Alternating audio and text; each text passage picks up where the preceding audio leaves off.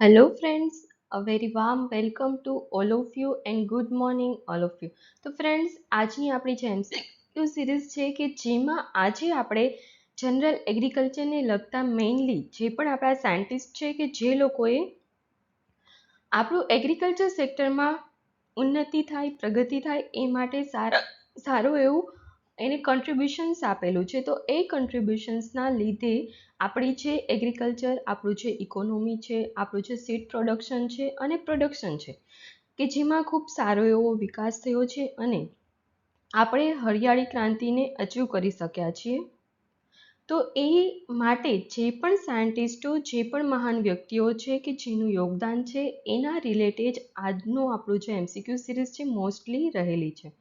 તો ફ્રેન્ડ્સ આજની આપણી જે એમસીક્યુ સિરીઝ છે એનો આપણો ફર્સ્ટ ક્વેશ્ચન છે કે વર્લ્ડ ફૂડ પ્રાઇઝ ફાઉન્ડેશન પુરસ્કાર એ કોના માટે આપવામાં આવેલો છે, એટલે કે કયા એવા સાયન્ટિસ્ટ છે કે જેના રિલેટેડ અથવા તો જેના દ્વારા આપવામાં આવેલો છે. તો વર્લ્ડ ફૂડ પ્રાઇઝ ફાઉન્ડેશન છે કે જે નોર્મન બોરલોગ આપણા જે હરિયાળી ક્રાંતિના પિતા છે કે જે ઓલ વર્લ્ડની વાત કરવામાં આવે તો એના father of the green revolution in world, તો એમાં આવશે નોર્મન બોરલોગ. અને father of the green revolution in India, તો એવો જો આપણને ક્વેશ્ચન પૂછે તો એમાં આપણો રાઇટ આન્સર આવશે MS સ્વામિનાથન, કે જે રિસેન્ટલી 2023માં જ એક્સપાયર થયા છે.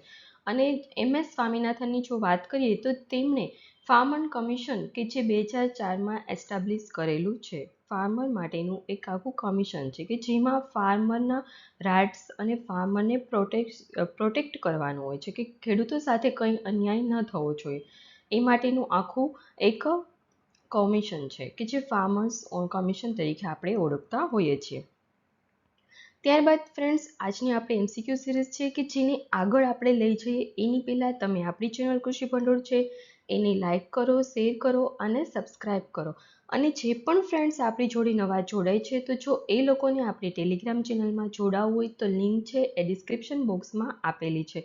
તો એ લિંકનો યુઝ કરીને તમે આપણી ટેલિગ્રામ ચેનલ છે એમાં જોડાઈ શકો છો. અને ઘણા બધા ફ્રેન્ડ્સનો મને મેસેજ આવે છે કે મેડમ એક્ઝામ ક્યારે આવશે. તો પહેલી તો તમને વાત જણાવું કે એક્ઝામ ક્યારે આવશે એનું કોઈને ખબર નથી, કોઈને એટલે કોઈને ખબર નથી. જે આપણા ગુજરાત ગવર્મેન્ટના જે એગ્રીકલ્ચર ડિપાર્ટમેન્ટમાં જે પણ વ્યક્તિ છે એ લોકોને મેં પણ પૂછેલું છે કોન્ટેક્ટ કરીને, તો એ લોકોને પણ કશું ખ્યાલ નથી. એટલે આપણે એક્ઝામ ક્યારે આવશે, કઈ ડેટે આવશે, કયા મંથમાં આવશે એના ઉપર ફોકસ કરવાનું આવતું નથી, પરંતુ આપણે આપણી પ્રિપેરેશન કન્ટિન્યુ રાખવાની છે. અને આપણો સિલેબસ હજુ સુધી ડિક્લેર થયો નથી. તો એવું તો નહીં જ બને કે સિલેબસ આવશે અને 10 દિવસમાં જ આપણી એક્ઝામ આવી જશે, એ પોસિબલ નથી.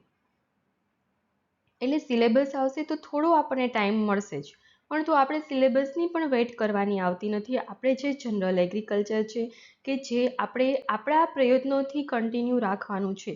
આપણે સિલેબસની કે એક્ઝામની ડેટની વેઇટ કરીને બેસી રહેવાનું આવતું નથી, કેમ કે એક્ઝામ ગમે ત્યારે આવી શકે, પરંતુ આપણે આપણી રીતે કેપેબલ રહેવાનું છે આપણું બેસ્ટ પરફોર્મન્સ આપવા માટે. અને સ્પેશિયલી તમારે લોકોને મેં અગાઉ પણ જણાવેલું છે અને હજુ પણ જણાવું છું કે મેથ્સ અને રિઝનિંગ છે કે જેમાં ફોકસ કરજો, કેમ કે મેથ્સ અને રિઝનિંગ છે એ સ્કોરિંગ પણ હશે અને પ્લસ જો એમાં તમે 40% એટલે કે 60 માર્ક્સના 24થી વધુ માર્ક્સ લાવશો તો જ તમે પાર્ટ બી માટે એલિજિબલ થશો, અધરવાઇઝ તમે રિજેક્ટ થઈ જશો.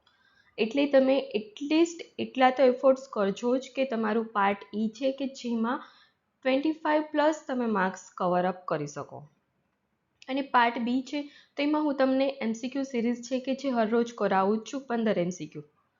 અને સાથે સાથે આપણે આગળ જેમ જશું એમ થોડા બીજા લેક્ચર કન્ડક્ટ કરીશું અને બીજા વધારાના જે એમસીક્યુ છે અથવા તો બીજા ટોપિકને રિલેટેડ પણ આપણે કરશું. પરંતુ અત્યારે તમારે સેલ્ફ સ્ટડી તો કરવાનું જ છે, સાથે સાથે આપણી રોજની આ 15 એમસીક્યુ સિરીઝ છે એ તમારે સોલ્વ કરવાની છે. આ એમસીક્યુથી તમને એક આઈડિયા આવશે કે કયા ટાઈપના એક્ઝામમાં એમસીક્યુ પૂછાઈ શકે અને પ્લસ તમારું રિવિઝન થશે. કેમ કે આપણે આ જે એમસીક્યુ છે અત્યારે એ નોર્મલ છે, બેઝિક નહીં, એડવાન્સ પણ નહીં, એવા મોડરેટ ટાઈપના આપણા એમસીક્યુ હોય છે.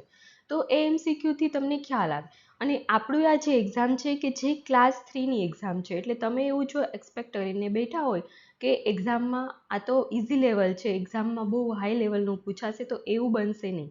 એ જો ભ્રમ હોય તો કાઢી નાખજો. તમારી ક્લાસ 2ની એક્ઝામ હોય, હમણાં સીડ ઓફિસરનું પેપર જોયું તમે, જે રિસેન્ટલી થોડો ટાઈમમાં જ આપણે કન્ડક્ટ થઈ છે, તો એનું પેપર પણ એટલું હાઈ લેવલનું નહોતું. હા, એનું પાર્ટ એનું મેથ્સ હતું એ હાઈ લેવલનું હતું, પરંતુ આપણે એને કન્સિડર અત્યારે નહીં કરતા. આપણે માત્ર પાર્ટ બી એટલે કે જેમાં જનરલ એગ્રીકલ્ચરની વાત કરીએ તો જો ક્લાસ 2 સીડ ઓફિસરની એક્ઝામ હતી એમાં પણ જનરલ એગ્રીકલ્ચર ઇઝી લેવલનું હતું. થોડા ઘણા ક્વેશ્ચન ટ્રિકી હતા, નો ડાઉટ, અને એ તો હરેક એક્ઝામમાં ટ્રિકી ક્વેશ્ચન રહેવાના જ છે, કેમ કે એમાંથી તો મેરિટમાં એલિમિનેશન થતું હોય છે.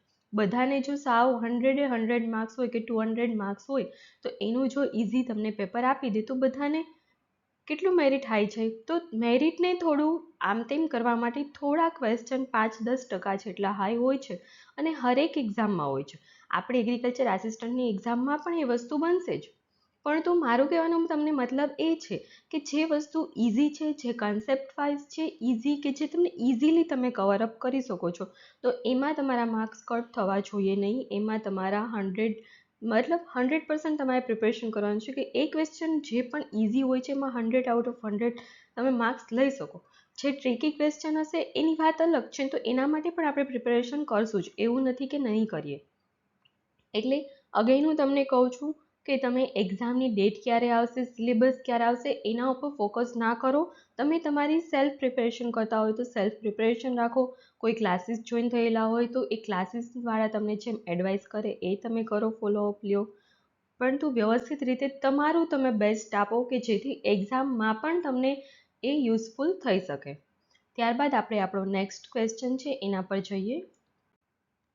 બીટી કપાસના પિતા તરીકે કોણ ઓળખાય છે? તો બીટી કપાસની જ્યારે વાત કરવામાં આવે તો બીટી કપાસ કે જેમાં બેસિલસ થુરિન્જીનેન્સ તરીકે આપણે ઓળખીએ છીએ, અને આ જે આપણો બીટી કપાસ છે કે જે ભારતમાં ક્યારે ઇન્ટ્રોડ્યુસ થયેલો છે તો કે 2002માં. સૌપ્રથમ વખત આપણે ભારતમાં ઇન્ટ્રોડ્યુસ થયેલું છે 2002માં.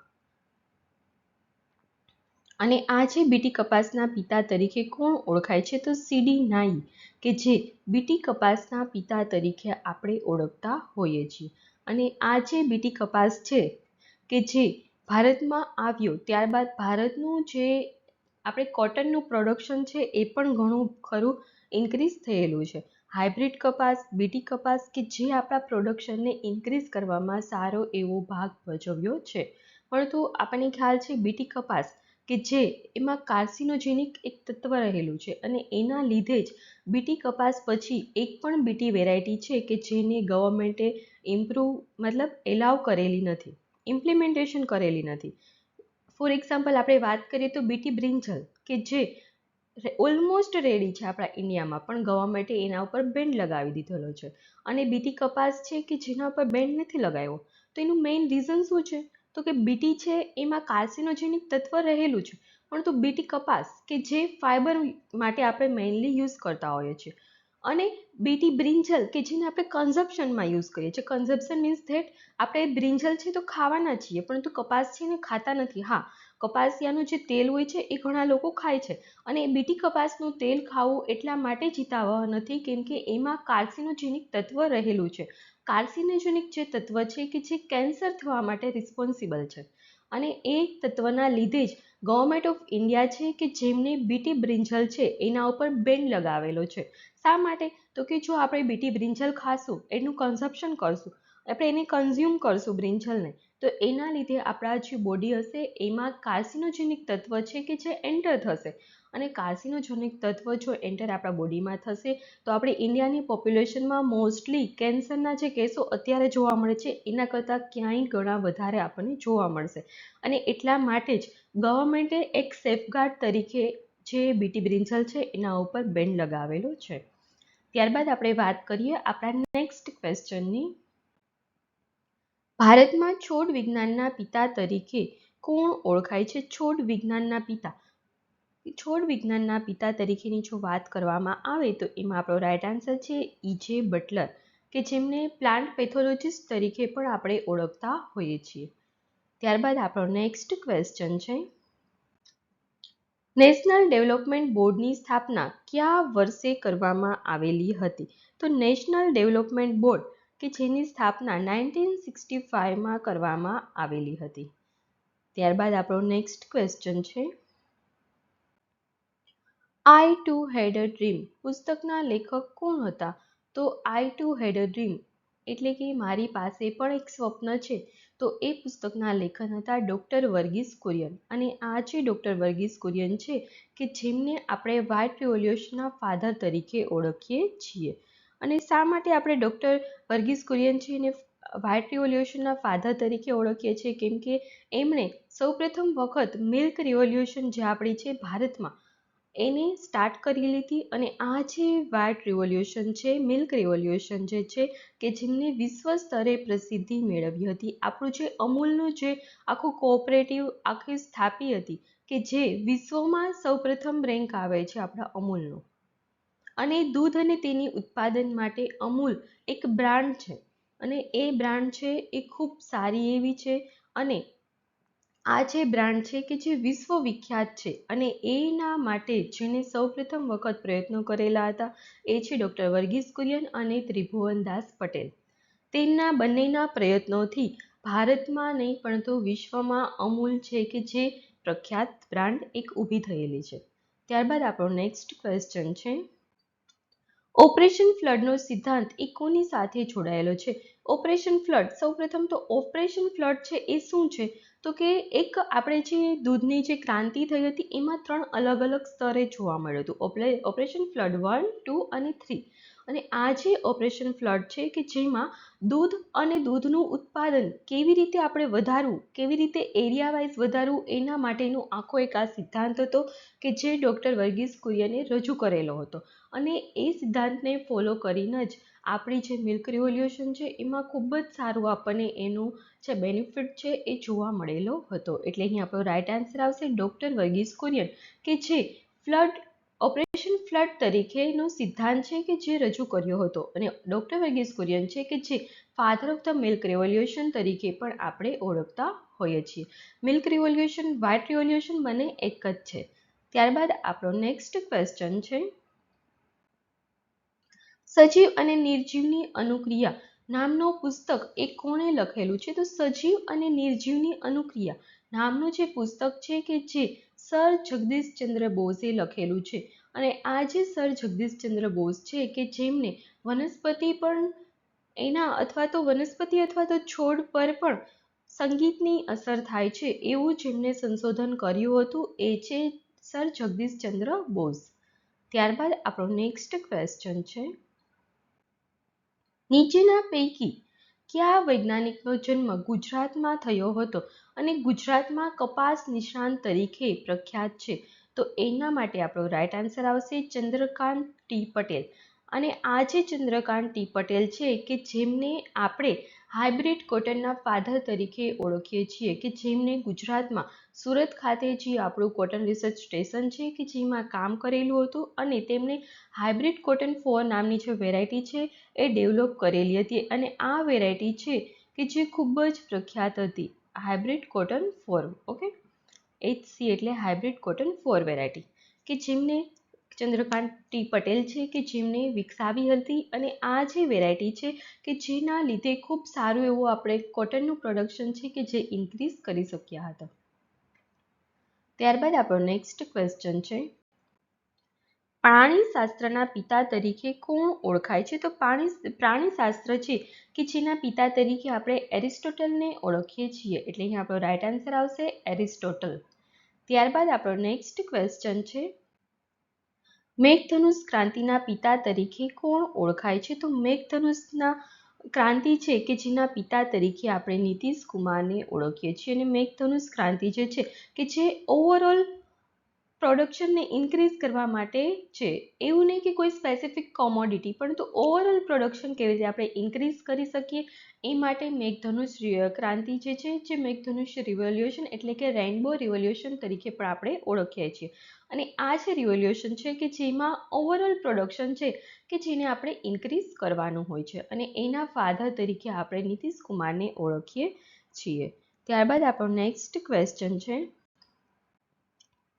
શેરડીનું નોબેલાઇઝેશન એટલે કે શેરડીનું સંકરીકરણ માટે મહત્વનો ફાળો કોણે ભજવ્યો હતો? તો શેરડીનું સંકરીકરણ અથવા તો નોબેલાઇઝેશન કે જેના માટે TS વેંકટરામન છે કે જેમને ખૂબ જ સારો એવો ફાળો ભજવ્યો હતો. ત્યારબાદ આપણો નેક્સ્ટ ક્વેશ્ચન છે, સુપરવીટ માટે કોણ જાણીતું છે? તો સુપરવીટ માટે એસ નાગરાજન કે જે જાણીતા છે. એટલે અહીં આપણો રાઈટ આન્સર આવશે એસ નાગરાજન. ત્યારબાદ આપણો નેક્સ્ટ ક્વેશ્ચન છે, ગોલ્ડન રાઇઝ માટે નીચેના પૈકી કોણ પ્રખ્યાત છે? તો ગોલ્ડન રાઇઝની જ્યારે વાત કરવામાં આવે તો એમાં છે ઇંગો પેટ્રિક્સ કે જે ગોલ્ડન રાઇઝ માટે પ્રખ્યાત છે. અને ગોલ્ડન રાઇઝ છે, ત્યારબાદ છે સુપર રાઇઝ. તો સુપર રાઇઝની વાત કરવામાં આવે તો GS ખુશ અને ગોલ્ડન રાઇઝ માટે ઇંગો પેટ્રિક્સ કે જે જાણીતા છે. ત્યારબાદ આપણો નેક્સ્ટ ક્વેશ્ચન છે, ભારતમાં બાગાયત ક્ષેત્રે સુવર્ણ ક્રાંતિના પિતા તરીકે કોને ઓળખવામાં આવે છે? તો બાગાયત એટલે કે હોર્ટિકલ્ચર ક્ષેત્રે જે ગોલ્ડન રિવોલ્યુશન થઈ છે તે ગોલ્ડન રિવોલ્યુશન માટે ડૉક્ટર કૃષ્ણલાલ ચઢ્ઢા કે જેને આપણે LK ચઢ્ઢા તરીકે પણ સામાન્ય રીતે ઓળખતા હોઈએ છીએ. એટલે કે ગોલ્ડન રિવોલ્યુશન છે કે જે હોર્ટિકલ્ચર માટે રિસ્પોન્સિબલ છે, હોર્ટિકલ્ચરમાં મેઇનલી ફળ પ્રોડક્શન માટે, એટલે કે ઓવરઓલ ફ્રૂટ પ્રોડક્શન માટે ગોલ્ડન રિવોલ્યુશન છે અને એના માટે એ છે કૃષ્ણલાલ ચઢ્ઢા. ત્યારબાદ આપણો નેક્સ્ટ અને લાસ્ટ આપણી MCQ સિરીઝનો આજનો આપણો ક્વેશ્ચન છે, જમીન વિજ્ઞાનના પિતા તરીકે કોણ ઓળખવામાં આવે છે? તો જમીન વિજ્ઞાનના પિતા તરીકે કોણ ઓળખાય છે? તો જો એની આપણે વાત કરીએ તો જમીન વિજ્ઞાનના પિતા તરીકે વી ડોકચાવ છે કે જે ફેમસ છે. તો ફ્રેન્ડ્સ, આજની આપણી જે MCQ સિરીઝ છે કે જે આપણે અહીં પૂર્ણ થાય છે. આપણે કાલે ફરી મળીશું નવી MCQ સિરીઝ સાથે. ત્યાં સુધી તમારે આપણી ચેનલ કૃષિ ભંડોળ છે એને લાઇક કરવાની છે, શેર કરવાની છે અને તમારા જે પણ મિત્રો હોય એના સુધી વધુમાં વધુ પહોંચાડવાની છે, કેમ કે એ લોકો પણ આ જે આપણી MCQ સિરીઝ છે એનો લાભ લઈ શકે અને એના લાભથી એ લોકોને પણ આવનારી એક્ઝામમાં કંઈક ને કંઈક બેનિફિટ થઈ શકે. અને મારો મોસ્ટલી એમ એ જ છે કે ગુજરાતના વિદ્યાર્થીઓ માટે આપણે એગ્રીકલ્ચરમાં ઇઝીલી અવેલેબલ કન્ટેન્ટ મળી શકે અને એ પણ ફ્રી ઓફ કોસ્ટ. અને એ કન્સેપ્ટથી જ મેં આ યુટ્યુબમાં સ્ટાર્ટ કરેલું છે. તો તમારે લોકોને મને આટલો તો સપોર્ટ આપવાનો જ છે કે આ જે મારા એફર્ટ્સ છે, મારો જે ટાઈમ હું ઇન્વેસ્ટ કરું છું એનું મને આઉટપુટ મળી શકે. અને એનું મારું આઉટપુટ એટલે શું? તો કે તમારા લોકોનો સપોર્ટ એ જ મારા માટે ઇનફ છે. Okay, thank you.